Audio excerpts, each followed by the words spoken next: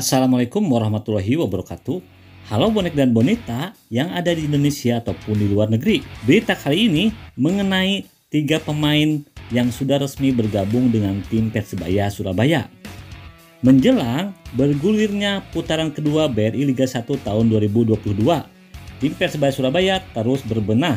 Target dari manajemen, tim Persebaya Surabaya harus bisa naik peringkat, minimal bisa berada di peringkat ketiga posisi klasemen akhir.